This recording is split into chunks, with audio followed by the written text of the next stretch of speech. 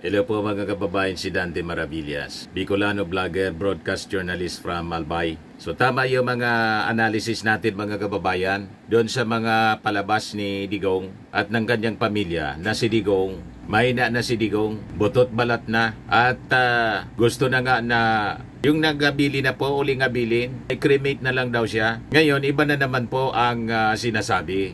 Ayan sabi rito, pinaka-latest itong balita, 2 hours ago pa lang. Duterte hopes for freedom in time for BP Sara's possible 2028 presidential run. O diba, confirm na drama lang po yung mga butot balat na kwento nila. Wala mang picture na pinapakita. Tapos, nagsabi pa na naghuling abili na si Digong kay Sara na kung hindi na siya makalabas, i-cremate na lang, mamatay siya doon sa loob ng detention cell. Talagang gusto lang po mga kababayan na pag-usapan sila at saka paawa. Madaling sabi, kasi wala mang picture na pinapakita. Malamang hindi man po totoo. Nabutot balat na si Digong. Iba na naman ang sinasabi. Sabi, i-cremate na siya. Pagkatapos, ang statement ngayon, gusto niyang makalabas para sa possible presidential run ni Sara.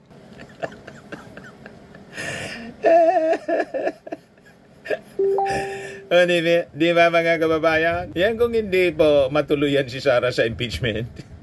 Kung magtagumpay yung dismissal nilang plano. Kung biglang magbago yung hangin mga kababayan at mapagtansya ng majority sa mga senador, nabigatan niya ng mga ebidensya nito. Kasi parang tuloy-tuloy na rin po yung impeachment trial. Makita yung mga ebidensyang bulto-bulto mga kababayan at napakalalakas, i-convict si Sara, hindi na makatakbo. Di ba po? But anyway, ibigay ko muna sa inyo yung kwento rito. Ngayon, report po ito ng Manila Bulletin. This was shared by Vice President Duterte during a chance interview with supporters outside the ICC detention cell sa The Hague. Sabi ni Sara, napag-usapan namin sa 2028 election. Sabi niya, kung gusto mong tumakbo, tumakbo ka. Sabi niya, ako ang pinakaunang magkukontribute at tumulong sa'yo. Sabi niya, sana lang ay nasa labas na ako sa kampanya kasi gusto kong mangampanya. Pag sinabi mo sa akin na tatakbo ka, sabi niya, ako yung unang tutulong.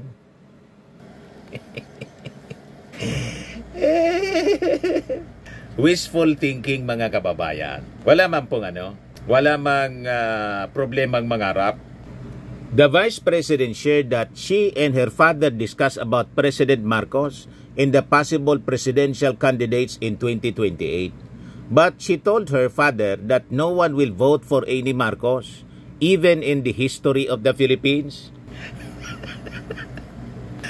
Matindi talaga po mga kababayan ang tama ng Anong walang boboto sa sino mang Marcos? Ating Pangulo, wala nang boboto sa 2028 at sa susunod pang mga eleksyon kasi bawal na sa kanya yung tumakbo. Pero si Martin, hindi man po Marcos si Martin Romualdez, pwedeng tumakbo. At siguradong may boboto kay Martin Romualdez at sa mga susunod pang panahon kay Sandro Marcos. Or baka gusto mo, sinasabi mo kasi wala na sa Marcos. Ikasama pati si Amy Marcos, wala nang boboto. Ibig bang sabihin nito, nilalaglag mo na si Amy Marcos? Kung nilalaglag mo na si Amy Marcos, mabuti naman pag ganon. Di ba? Kasi si Amy Marcos, unless nagpalit na, tulad ng sinabi mo doon sa kampanya sa Manila, magpalit ka na lang niya ng apelido. Wala na daw.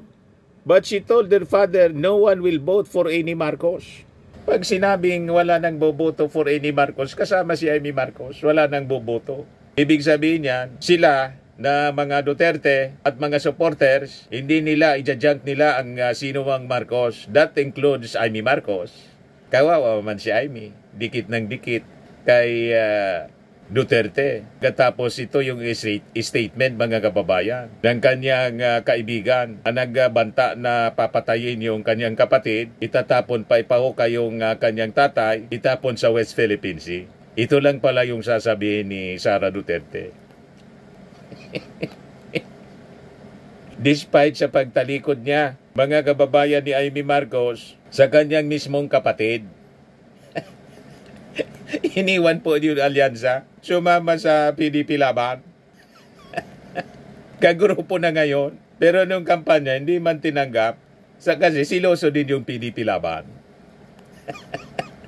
PDP Laban po, dilawan talaga. Yan ang partido ni Cory Aquino noong panahon. You see?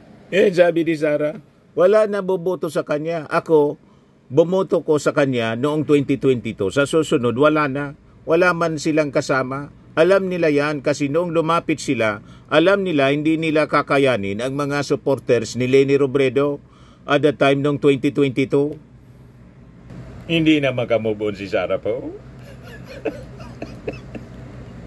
Binabalik-balikan yung mga kwentong hindi man totoo. Totoo para sa kanila kasi mga assuming sila.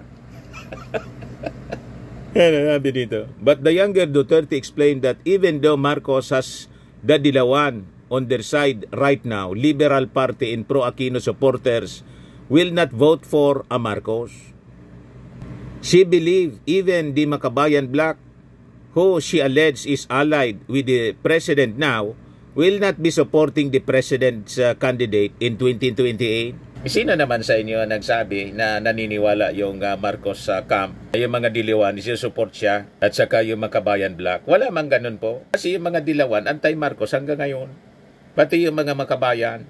Nagrally nga doon sa Amerika, yung bayan US. You're not welcome here, anya. Sabi sa ating Pangulong Bongbong Marcos, as if pag-ari nila yung, yung Amerika. Yung presidente ng Amerika, ang siyang nag-invite sa ating Pangulo, welcome na welcome yung ating Pangulo. Pagkatapos yung dayo ng mga Filipinong Makabayan na Black, supporters ng mga Makabayan Black, militant organization, Bayan USA, may gal sila mga kababayan na magsabi na you're not welcome here. You're not welcome here, Marcos. As if sila yung nag-imbita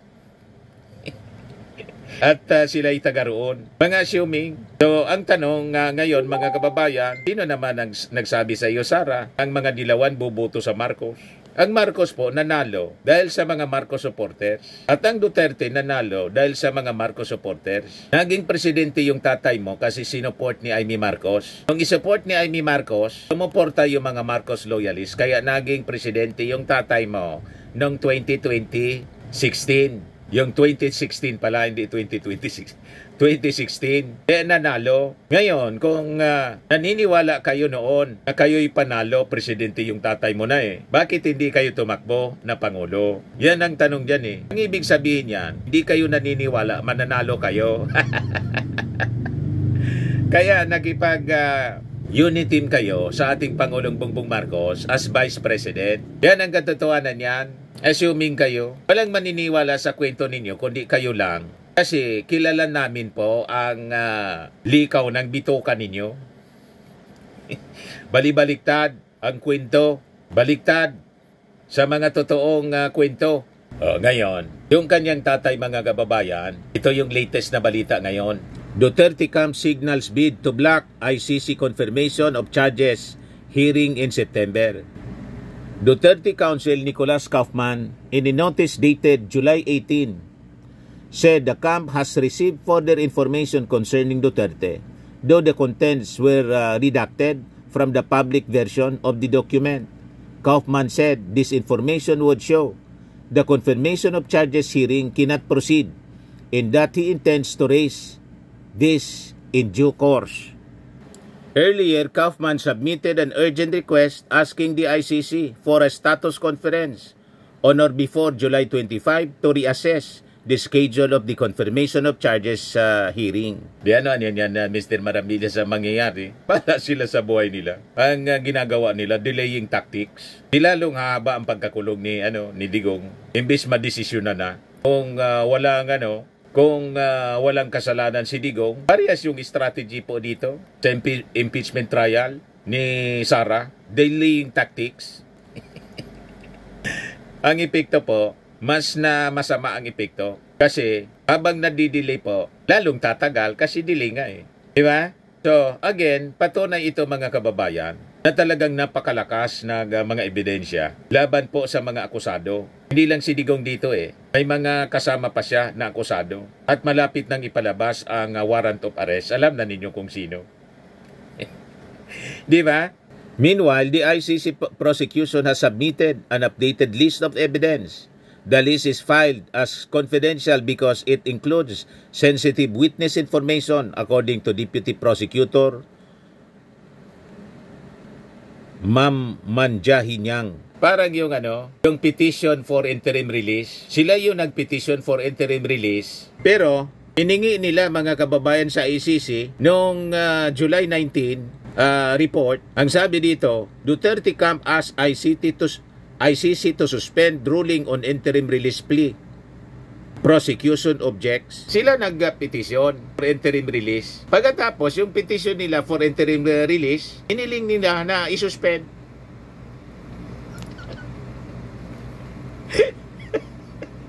Anong klase? Di kinontra ng prosecution. Bakit niya ninyo inihiling na isuspend? Di ba kayo may petition yan? Na makalabas temporarily si Digong sa ICC detention cell. Hindi mo na maintindihan itong kampo. Yung Defense Council, mga kababayan ni Digong. Tawag dito niyan sa amin, ribong na balanak. Litong-lito. Kaya kinontra po ng prosecution, saying the defense opted to file the request despite having incomplete information. It also pointed out that the Duterte camp itself had said the request for interim release was urgent. Sabi na ninyo, nag-file kayo ng plea, ng petition. Sabi ninyo, urgent. Ngayon, gusto ninyong isuspend. Ano nangyari? The request for interim release was submitted on June 12, and chambers are encouraged to decide on application in 30 days. Sa kanyang latest request, Duterte's lawyer Nicolas Kaufman asked that the adjudication be suspended until he has assembled all necessary information. The information referred to has been redacted in the public version of the document. Tinanggal po. Sabi ni Kaufman, there was a failure to provide vital information to the defense and a refusal to provide a definitive decision on whether a certain matter may be allowed. Attempts to obtain the information had been slow-walked and stymied. He also said the prosecution had mischaracterized a certain matter as incomplete and unreliable. A highly prejudicial situation has thus been created by which Mr. Duterte is unable to challenge a prosecution assertion. Kaya sabi ng prosecution po, the Duterte campaign had full control to decide when to file the request and he submitted it even knowing that it was relying on incomplete information. The defense should not be permitted to suspend issuance of the decision on the basis that it may, at some unknown point in the future, attempt to supplement its submission, sabi po ni Deputy Prosecutor Nyang sa kanyang response. Punto mga kababayan ni Nyang, na yung defense niya, sinabi nila, the interim request needed to be resolved urgently, even asking that the prosecution's time to respond be limited. Pero in complete reversal, the defense now asks the chamber again on an urgent basis not to rule on its request for interim release. Yung una, urgent daw yung interim release request nila. Ngayon naman, urgent naman yung request nilang isuspend. Hindi mo na maintindihan. Akala ko ba, magaling na abogado ito si Kaufman. Diba mga kababayan? Pagkatapos ngayon naman, ito yung latest po. Yung sinabi natin kanina. Gustong i-block yung confirmation of charges hearing na naka-schedule po sa September. Di pag linak mo yan, lalong madidelay, mapapahaba ang pagkakulong ni Digong. Kasi hindi nasisimulan yung hearing, yung trial mismo. Hindi pa nasisimulan. Parang itong ginagawa nila sa impeachment trial kay Sara Duterte. Dinidelay. Parehas ang strategy, delaying tactics. O, di ba? Nasabi nga natin mga kababayan, manifestasyon ito, napakalakas ng ebidensya. Both sa impeachment trial, laban kay Sara Duterte at saka sa ICC case laban sa kanyang tatay. Kaya ang strategy po, i-delay ng i-delay. Wala man pong mangyayari dyan na mabuti, na pabor sa kanila sa delay ng delay. Kasi imbes na ma-resolve agad, wala silang kasalanan, nabibitin. Di ba? Ngayon, may latest na banat si Sara Duterte sa ating Pangulo tungkol ito sa baha. Bakit daw kasi biniblame yung kanyang tatay sa pagbaba sa Manila? Kaya ang sabi niya, ipunin natin lahat tapos i-deliver natin sa Malacanang para may mainom siya, para meron silang mainom doon. Ganun po ang gawin natin.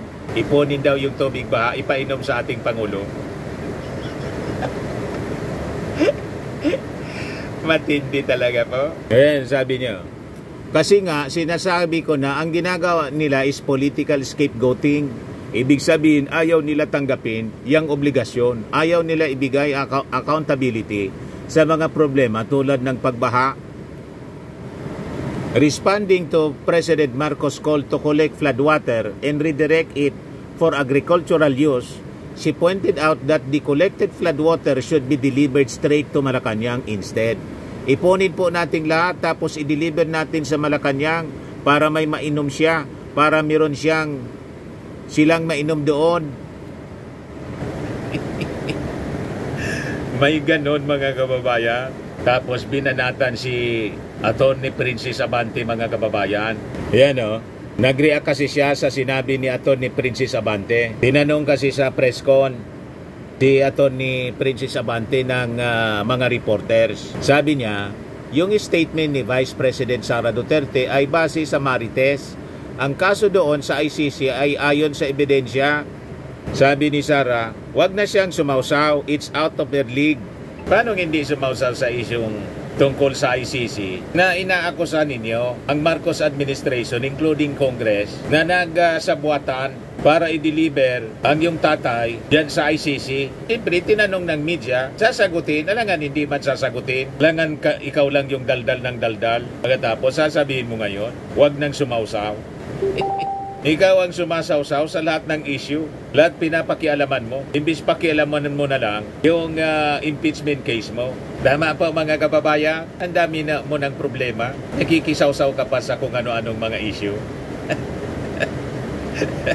Ayan tuloy.